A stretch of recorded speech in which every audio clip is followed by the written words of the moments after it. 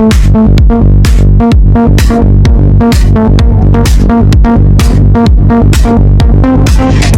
umunsi w'akanyamuneza kubona dukoraniye hamwe mu muryango, na akanyamuneza ntangere kuri jewe ndetse no ku zindi ndongozi z'igihugu. Tunezerejwe nuko igihugu cyacu cyamaze gutoha, twese twamaze gutoha. Ibi turiko turakora uno munsi biriko bibera mu gihugu cyose, kandi siko vyamye. Iyo abantu bamaze kogorora bagashika habona, bagabona ko batoshe, iminsi yose ico hera kutangwa kuvuga uti mbega kiya gihe vyari vyangendeye gute. Iyo rero igihugu maze kubona abakuru n'abato bicara hamwe, kubera iki kare tuticara hamwe? Nico kibazo cyatangwa kwimvira. Turavye aho Burundi bugeze, iyo tutasamara buba bugeze hehe? Twahombeye he? Ico nico rutegereza kuguma twiga iminsi yose, twahombeye he? Kubera ubu gituba tuvuga ngo twahombeye he, nuko dufise nubwo ducumbisha kumwe. Ubu murabona yuko ingene Musa siko mwasa mu 2005. Umwe wese niyirabe yibuka ingene yasa, acaraba ingene asa uno munsi, ucuvuga uti Mungu mukubwa. Sivyo? Burya rero aho ibintu vyari vyarononekariye, aho twahombeye, hari harabaye inyenga hagati y'abatware n'abatwagwa. Umuntu abonye akize, gukira ntikwari kugira amahera mbere mwashaka, kuko n'umwana mu wa gatandatu atoye konkuru bacavuga ko yakize. Nari ngaho yabakize iki? Atoye konkuru gusa, agarutse mu kiruhuko umuvyeyi ntiyasubira kuvuga, yirirwa yiryamiye, yarakize. Niyo ngorane ya mbere burya twagize. Waza wumva ngujya n'umukire ngo arafise umwana yize ntaranaheza n'amashuri, ariko agurisha agahene kiwe amurungike ku ishuri, rujya gwara uruhombo. Hari harabaye rero uwize yaca avuga ati ndavuyemwo, kandi n'ubu hariho abagifise iyo ngeso. Hariho abize bagifise ingeso yuko ataco bagipfana n'abandi basiga mu mihana. None uciye ubwenge, wagiye kwiga ubuhinga n'ubumenyi, n'utarosa mu mahigwe, nagira boca bashira hamwe, kuko bose barafise ubwenge n'inkomezi bwo gukora ibikorwa bibateza imbere. Ico gihe rero n'ubu hariho abakibona yuko atari abene gihugu. Ubaye mwarimu ucubona ko wavuye mu bene gihugu, uri umwene gihugu. Ubu rero niho twagarutse, kuko murabona ko twicara hamwe bigakunda. Ubu turicara hamwe bigakunda, abatware n'abatwagwa. Kuko igihugu gitegereza kugira abaje imbere y'abandi. Ngira ngo murabibonye kuba abatware batanguye ukanura, aho umukuru w'umutumba aje imbere abandi bati ruteze imbere umutumba. Ivyo kare siko vyari biri. Umukuru w'umutumba yatonda bamuha amacupa gusa kwibare, ntimuvyibuka? None urumva umukuru w'umutumba aravuga ati umutumba wacu utegerezwa kugira isura nziza. Ni kuvuga turatanguye kuronka indongozi rero, kuko indongozi nziza niyiyumvirira umutumba, yiyumvirira ikomine, yiyumvirira intara, yiyumvirira igihugu, ati iki gihugu ndagifitiye inzozi izihe. Kuko umwe wese aragira inzozi zo mu muryango iwe. None imiryango ihuye bica bigenda gute? Nico gituma aha n'akanya ko kwigishanya. Kwigishanya ingere igihugu gishobora gutera imbere. Kirazira kuba utagira indoto, kandi kirazira kurota bibi, urota vyiza.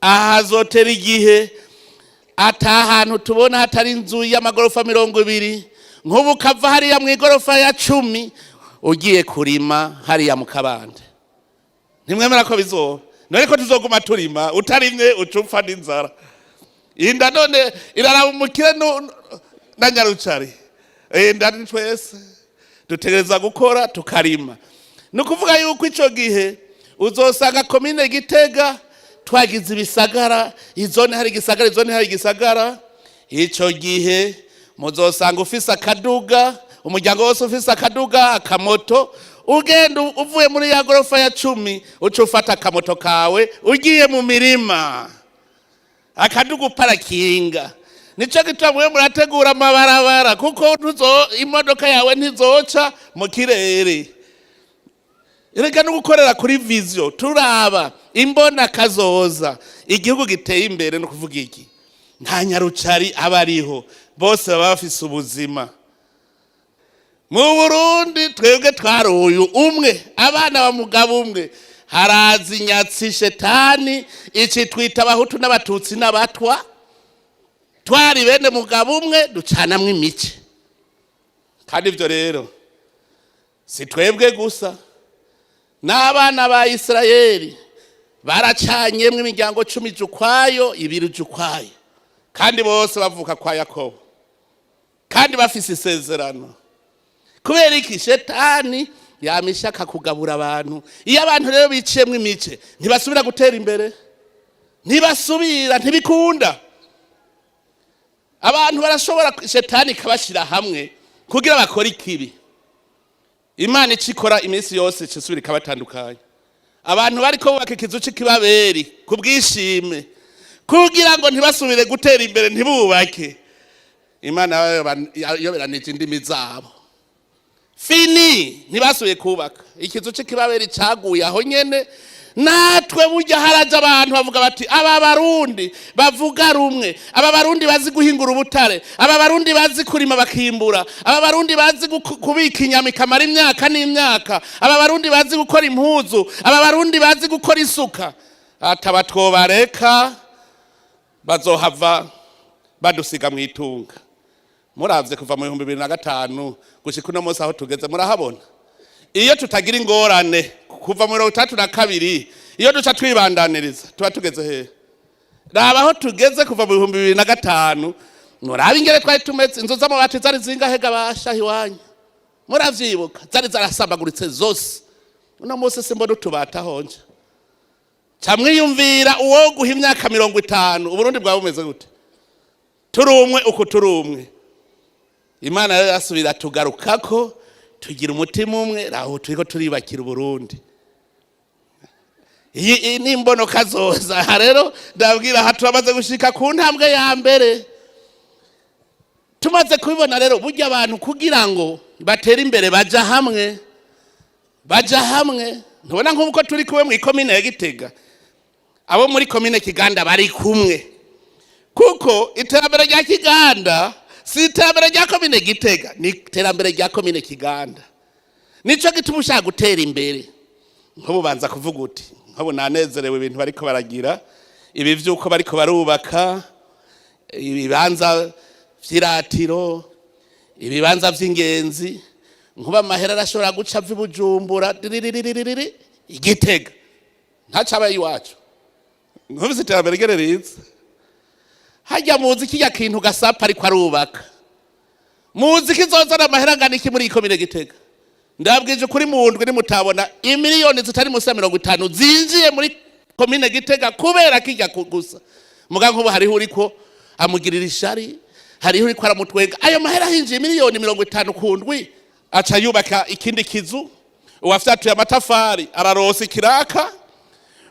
umubaji ararosa ikiraka umufundi ararose umuhede maso ararose ya mahera gasape yararose yose agiye he muri mwebwe nyene mwumvise igere itunga rigenda mu gihugu aho umuntu wese afise impano nayishire ngaha ayishira murabe ko twese rutaduga Imana yaciduha impano zidasa hariho ujejwe kuvura ujejwe kwigisha abandi ujejwe kubaza ujejwe kurima wewe uri kurima hariho mwarimu nawe ari kwigisha wewe uzokwimbura mwarimu nawe ahembwe acaza kugura iwawe nimagiriranire twese twese nimagiriranire, umwe wese agira akantu azanye, kubera Imana yakuremye iguha ubwenge n'inkomezi kugira ugira kukoze. Ne mwagwaruka muri ngaha, muriko murarondera impano yanyu aho iri. Abaskuti mupo, muriko murarondera impano yanyu aho iri. Ntuhagaye usanze impano yawe ihagaze mu gucapura, aho niho uzotungira, kuko Imana niyo mpano yaguhaye. Usanze impano yawe uri umukorikori mu tuntu two kugira amaroshereshe mu burimyi, nivyo nyene rondera impano yawe ukiri muto. Ndagandabwire ndongozi, kuba indongozi y'abandi ni nk'uko ubihebeye ntubugiye guca amahera. Ntagira umuntu akorera leta azovuga ngo n'umunyakazi, no mu service murazobaza byitwa service public. Murabasuku gukorera umuntu naho arakonka n'amaraso yawe, kuko wase gukora iwawe ingo ndakonke nta kundi. Ariko wase gukora iwawe, mwebwe nimwigumiriza ubumwe gusa nta kindi. Tugira ubumwe dukanure dukorera igihugu cyacu kuko kiratunze. Ni igihugu gifise umutahe twari twarasamaye. Twebwe ntagira umuntu asubira kuduhungabaniriza umutekano. Sha mugaba ntaho yoca ubu. Aha yo kubwira gusambura iryanzu yawe gashaka ukayisambura. Kubu twabonye intambara ingereza isambura amazu yose. Ubu twokwemera umuntu yo dutera intambara. Sha sinza hazoca. Yemwe novuga nturahanzi kakusamburira inzu. Inzu yaje sambuka intambara ko tuzi ko isambura itubaka. Hari intambara muri irya mwumva yubatse. Nta na hamwe hose intambara no gusambura. Nico caduhombeje twama mu magume ya misi yose. None rero bavukanyi,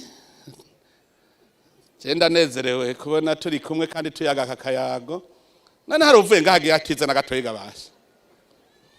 Umwaka uzuhere twese turabasirimu. Twese aho ubonye umuntu umubona ko ari umusirimu aragashugwe. Urazi ahantu hari udushugwe n'abamarayika bacu baza gutembera. Haca haba akayaga keza. None rero umwe wese ku myaka ageze ko uwahomvye ubunyene yihombore agaruke arabaho yahombeye aca havyura.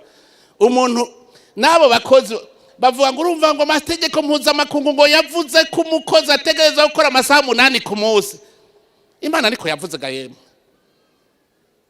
Umwana w'umuntu ivyo avuze ucubirutisha ivyo Imana yavuze. Imana yavuze iti kora kuwa mbere, kuwa kabiri, kuwa gatatu, kuwa kane, kuwa gatanu, kuwa gatandatu, umunsi w'indwi urahezagiwe ni uzocuruhuka. Mubuza wumva ngo amasaha ngo 8 ntuzeho. Imana yaguhaye amasaha 28 yo gukora, ugaca ukora 8 gusa. Ugaca widoga ngo urakenye. Ce nabwiye nti ntaco. Amategeko y'umuntu uko yavuze 8, nawe ni wehe 8. Uca ukora nawe gwawe 8, hanyuma ucuruhuka 8. Sha wa mugabo azojya amasaha 8 nzomura. Uzoca ukora 12. Kandi ukoze 12 mu myaka itarenga 2. Ukoze ivyo wawe masaha 12, basi kora 8 gusa. Kora 8 gusa. 8 uje kuri kiya gikorwa cy'igihugu. 8 ukore gwawe. Hanyuma uca ufatane yo kuyagisha abantu bigishe 4 gusa. Dushitse kuranga ku masanga 16 dushitse ku 20. Uca uryamane. None rero mwese Imana ibahezagira.